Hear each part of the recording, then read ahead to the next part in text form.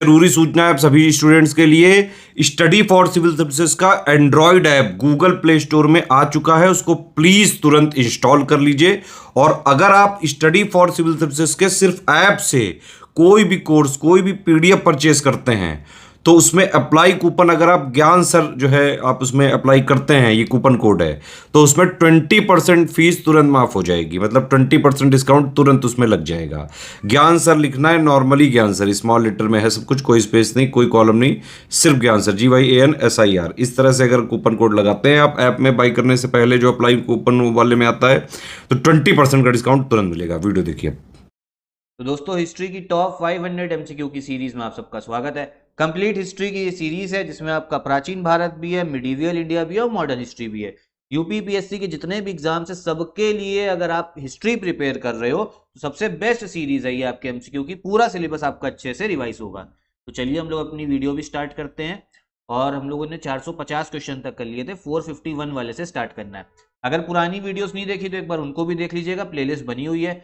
बाकी अगर आप लोग यूपीपीसीए 2025 की तैयारी कर रहे हो तो उसके लिए वन स्टॉप डेस्टिनेशन हमारा पेड ग्रुप स्टार्ट हो गया सीएस का, उसको भी आप ज्वाइन कर सकते हैं। चलो 451 वाला क्वेश्चन देखते हैं क्या है। Which is the Holi book of Sikhism? Sikh धर्म की पवित्र पुस्तक कौन सी है? ठीक है, तो ये है आपकी गुरु ग्रंथ साहिब। कौन सी? गुरु ग्रंथ साहिब। ध्यान रखना, इससे क्वेश्चन आता है। फिर देखो, मुनित्रय में कौन शामिल नहीं है? Who is not included in मुनित्रय? ठीक है, देखो ये आपका प्राचीन भारत में एक संस्कृत शब्द है, संस्कृत का शब्द है, ठीक है। और इसमें तीन लोगों की इसमें क्या कहते हैं बात होती है, जो तीन उस समय के विद्वान थे। और बोला जा रहा है कौन शामिल नहीं है, तो जो शामिल नहीं है वो है आपका भारवी। ठीक है, कौन? भारवी। और शामिल कौन कौन है? पनिनी, पतंजलि और आपका कात्यायन। ठीक है, तो ये चीज ध्यान रखिएगा। इसका करेक्ट आंसर कौन सा हो जाएगा? वो तो आपका डी वाला ही होगा। ठीक, आगे देखो। मध्यकाल में भारत की यात्रा पर आए निम्नलिखित यात्रियों में से कौन सा एक ईरान से संबंधित था? Which one of the following travellers who visited India during the medieval period belong to Iran?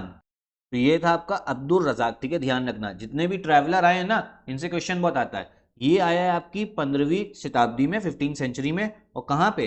देखो यहाँ पे आपको कृष्णा नदी दिखेगी। कृष्णा नदी के दक्षिण में विजयनगर एम्पायर होता था, तो विजयनगर एम्पायर में ये आया था। कौन? अब्दुल रजाक। फिर आगे देखो, देखो मोहम्मद बिन तुगलक जो है, इसने कुछ अलग अलग आपके सुधार करे हैं। और बोला ये जा रहा है इनको आप लोग क्रोनोलॉजी के हिसाब से लगाइए। ठीक है, क्योंकि काफी इंपॉर्टेंट क्वेश्चन है ये आपका। तो देखो सबसे पहले जो इसने करा है वो करा है दोआब कर में वृद्धि। जो दोआब होता है, दोआब क्या होता है? जैसे मान लो ये गंगा जा रही है आपकी, यमुना जा रही है, ठीक है, तो बीच का जो रीजन है जहां पे दोनों के फर्टाइल प्लेन मिलते हैं उसको दोआब बोलते हैं। तो ये कब करा है मोहम्मद बिन तुगलक ने? आपका 1325 में। ठीक है, इसके बाद अगर हम बात करें, कैपिटल इसने अपना ट्रांसफर कराया था। कैपिटल कहाँ ट्रांसफर करा था? दिल्ली से आपका देवगिरी। कहाँ से? दिल्ली से देवागिरी, वो आपका साउथ में था। तो जो दूसरा वाला हो गया कैपिटल चेंज, ये कब? 1327 में।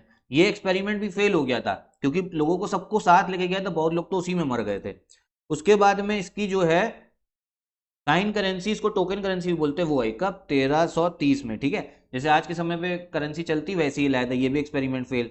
और फिर इसका खुरासन जो है, खुरासन गया था ये अपना वहां पे क्या कहते हैं उसको कब्जा करने। ठीक है, तो ये कब गया था? 1338 में। तो इसको अगर आप मैच करोगे तो करेक्ट आंसर होगा बी वाला। सबसे पहले हुआ थर्ड वाला, फिर टू, फिर वन, फोर। ठीक है, ध्यान रखना। आगे देखते हैं। सल्तनत काल में शाही पत्र व्यवहार किस मंत्री का कार्य था? The royal correspondence in which the सल्तनत period was the function of which minister? काफी इंपॉर्टेंट क्वेश्चन है। तो ये जो काम था ये था आपके दीवान इंशा का। किसका? दीवान इंशा। ये आपका रॉयल करेस्पॉन्डेंस होता क्या है? देखो आपका क्या कहते हैं, सुल्तान है, उसको अलग अलग जगहों पे अपने पत्र भेजने, तो वो पत्र तैयार कौन करेगा? दीवान इंशा। कुछ ट्रांसलेट करने तो वो भी करेगा। आपस में परिवार लोगों को कम्युनिकेट करना है तो वो भी किसका काम था? दीवान इंशा का। आगे देखते हैं। अब इसमें अलग अलग जो आपके मुगल शासक हैं और उनकी उसके बारे में बात हो रही है, जो उनके मकबरा है, उनकी टोम के बारे में बात हो रही है। बोले जरा कौन सा जो है वो सही मैच आपका नहीं है? तो जो सही मैच नहीं है वो है आपका सी वाला, बहादुर शाह जफर। देखो बाकी सबकी भी याद कर लो, क्वेश्चन आ सकता है। बाबर की कहाँ? काबुल में। जहांगीर की लाहौर में। अकबर की सिकंदरा में। और बहादुर शाह जफर की दिल्ली में नहीं है, इसकी है आपकी यंगून में। यंगून कहाँ पे? म्यांमार में। क्योंकि आपको पता है 17 आपका 1857 का जो विद्रोह हुआ था, उसके बाद में इसी को नेतृत्व करने को जिम्मेदारी दी गई थी बहादुर शाह जफर को। फिर जब अंग्रेज लोग जीत गए तो उन्होंने फिर इसको यंगून भेज दिया था। ठीक है, फिर which of the following medieval poets has been given the title Homer of the East? निम्नलिखित में से किस मध्यकालीन कवि को पूर्व के होमर की उपाधि प्रदान की गई है? तो ये करी गई आपके फिरदौसी को, ठीक है। होमर जो था वो आपके प्राचीन काल में यूनान ग्रीक का एक बहुत बड़ा कवि था। उसके बाद में उपाधि किसको मिलती है? फिरदौसी को मिलती है। और ये फिरदौसी आपके किसके दरबार में था? महमूद गजनी, ठीक है, जो महमूद गजनी आया था भारत में, उसके दरबार में था। फिर विच सल्तनत ruler first applied 1/5 of the produce by irrigation, ठीक है, इरिगेशन के बारे में बात हो रही है, जो सिंचाई होता है। किस आपका सल्तनत कालीन शासक ने सर्वप्रथम सिंचाई कर उपज का 5वां भाग लगाया था? तो ये लगाया आपके फिरोज शाह तुगलक ने। देखो फिरोज शाह तुगलक ने बताया जो आपके इरिगेशन सिंचाई के लिए नहरें बहुत सारी बनाई थी, जिनको इंग्लिश में कैनाल्स बोलते हैं, और इसीलिए इसको फादर भी बोला जाता है किसका? कैनाल सिस्टम का, क्योंकि इसने बहुत सारी नहरें तैयार करी थी। अब जब नहर होगी, उस नहर से जो पानी लेके खेती कर रहा होगा, उस पर इसने टैक्स लगाना जो है चालू किया। फिर 459 वाला बोला जाता है कौन सा सही मैच नहीं है, तो इसमें जो सही मैच नहीं वो आपका सी वाला, ठीक है, ये ध्यान रखना। आगे देखते हैं। अब ये है सल्तनत कालीन आपका प्रमुख कर तथा उनके प्रकार के युग्मों में कौन सा सत्य है, ठीक है। आपके टैक्स दे रखा कौन सा टाइप है? देखो जिजिया कर जो है, जिजिया टैक्स किस पे लगता था? जो नॉन मुस्लिम लोग थे, गैर मुस्लिम लोग, उन पे जजिया कर जो है लगाया जाता था। किस लिए? ताकि उन पे टैक्स का बर्डन हो, और टैक्स से बचने के लिए फिर वो आपका मुस्लिम रिलीजन में कन्वर्ट कर जाए, ठीक है। उसके बाद जो ज़कात कर है, ये मुस्लिम लोगों पे ही लगाया जाता था। किससे? ताकि उनसे पैसा लिया जा सके टैक्स के तौर पे, चैरिटी के लिए, religious tax collected from Muslims, ठीक है, ये चीज ध्यान रखना। फिर आपका खुम्स टैक्स, ये कौन सा टैक्स था? खुम्स, जो आप लोग जब क्या कहते हैं युद्ध करने जाते थे, तब जो वहां से सोना वगैरह चांदी वगैरह लूट के लाओगे, तो वो था आपका युद्ध में लूटपाट से प्राप्त धन, वेल्थ, ठीक है। तो करेक्ट आंसर कौन सा हो जाएगा आपका? डी वाला। सभी जो हैं वो हैं आपके सही। अब 461 देखो, निम्नलिखित में से किसने माउंट आबू के समीप मोहम्मद गोरी को हराया था? माउंट आबू आपको कहां देखने को मिलेगा? राजस्थान में अरावली पर्वत का ही आपका हिस्सा है। और मोहम्मद गोरी को भैया पृथ्वीराज चौहान ने तो हराया ही है। उसके पहले किसने हराया था? वो हराया था आपके भीमदेव सोलंकी सेकंड ने, ठीक है। किसने? भीमदेव सोलंकी सेकंड ने। फिर देखो, who among the following used to write poems in Persian under the surname Qutub, मतलब किसने भैया कौन कुतुब उपनाम से फारसी में कविताएं लिखता था? तो ये लिखता था आपका जैनुल आबेदीन, ठीक है, जैनुल आबेदीन। ये कश्मीर का आपका शासक था, बहुत लिबरल था ये, ठीक है। Which of the following Kashmiri rulers banned the practice of sati, निम्नलिखित में से किस कश्मीरी शासक ने सती प्रथा पर रोक लगाई? तो ये था आपका जैनुल आबदीन, ठीक है। और ये अपने काल में जिजिया भी नहीं लेता था, ठीक है, कश्मीर का शासक था, ठीक है। इसने जिजिया को जो है वो भी हटा दी थी। फिर आगे देखते हैं। अब अलाउद्दीन खिलजी के बारे में बात हो रही है, ठीक है। अलाउद्दीन खिलजी बारे में बोला जा रहा है कौन सा स्टेटमेंट जो है वो गलत है, ये जरूर पढ़ लिया करो, कौन सा कथन सही नहीं है, गलत। अगर ये नहीं पढ़ा तो ऑप्शन गलत लगाओगे फिर गलत हो जाएगा। उसने सीरी को अपनी राजधानी बनाया, he made Siri his capital, ये बिल्कुल सही है। दिल्ली में ही अपना एक शहर बनाया था सीरी नाम से, ठीक। उसके बाद में क्या बोला जा रहा है इसमें? उसने राजस्व बकाये के लिए दीवान मुस्तखराज विभाग की स्थापना करी, establish Diwan Mustakhraj department for revenue areas, जो बचा हुआ पैसा कहीं है, तो ये भी बिल्कुल सही है। फिर बोला जा रहा है एस्टैब्लिश करा दीवान अर्ज विभाग को, तो ये गलत है। जो दीवान अर्ज विभाग बनाया था, ये बनाया था आपके बालबन ने। तो करेक्ट आंसर इसमें कौन सा हो जाएगा? बी वाला, क्योंकि ये जो है आपका गलत है, ठीक है। फिर देखो, बालबन को लेकर स्टेटमेंट बोला जा रहा है, ठीक है, क्या बोला जा रहा है, कौन सा स्टेटमेंट करेक्ट है? इसने सिजदा और पेबॉस चालू कराया प्रथा, जिसमें ये था भैया जो सुल्तान उसके आगे सब लोग आएंगे और क्या करेंगे, अपना सर जो है झुकाएंगे, तो बिल्कुल सही। फिर इसने नवरोज फेस्टिवल स्टार्ट किया, नवरोज आपका फारसी फेस्टिवल था। और दीवान एयर्स डिपार्टमेंट भी रिलेटेड, क्या ये क्या बोला जाए, दीवान एयर्स सैन्य विभाग से संबंधित था, तो ये भी बिल्कुल सही है, इसी ने ये चालू कराया था इसी के टाइम पे।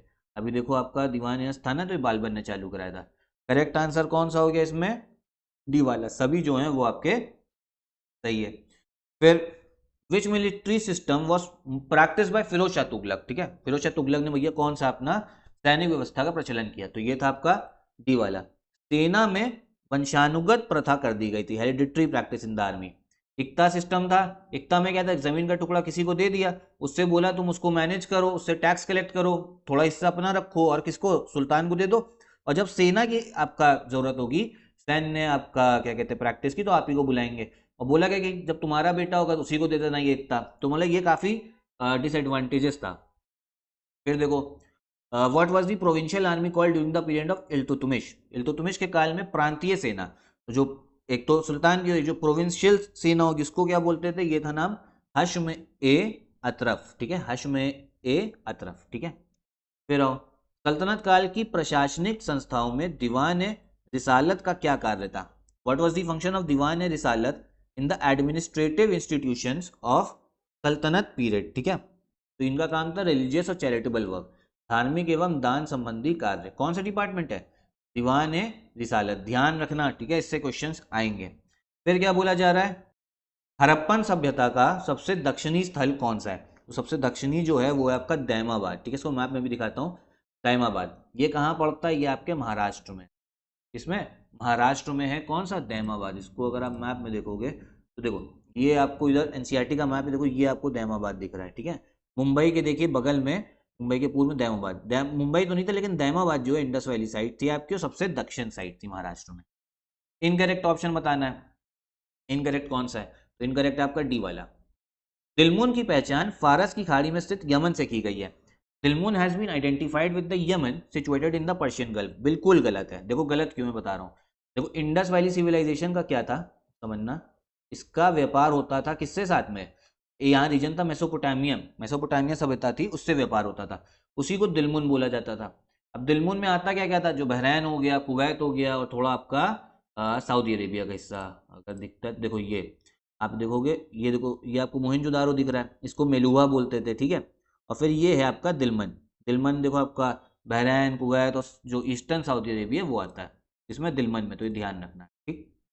तो इतना ही रखते हैं इस वीडियो में, बाकी 30 क्वेश्चन बचे हैं, जल्दी सीरीज को भी खत्म करेंगे, अच्छे से फॉलो करते रहिएगा, बढ़िया से हिस्ट्री आपकी क्लियर होगी। इस चैनल को भी फॉलो करिए, इसके बाद में मैं कोई नई सीरीज स्टार्ट करूंगा जो आपके एग्जाम्स के लिए काफ़ी जो है रेलिवेंट होगी। बाकी यूपी पीसीएस 2025 की जिन बच्चों ने तैयारी स्टार्ट कर दी है वो अपना तैयारी करते रहो, इस चैनल को फॉलो करते रहो, सब कुछ आपको इनिशिएटिव्स मिलेंगे। बाकी एक जगह पे कंप्लीट तैयारी के लिए आप हमारा पेड ग्रुप भी ज्वाइन कर सकते हो इन नंबर्स पे कॉल करके। कोई डाउट हो तो कमेंट बॉक्स में पूछिएगा, और यहीं पे वीडियो भी खत्म करते हैं। नमस्कार।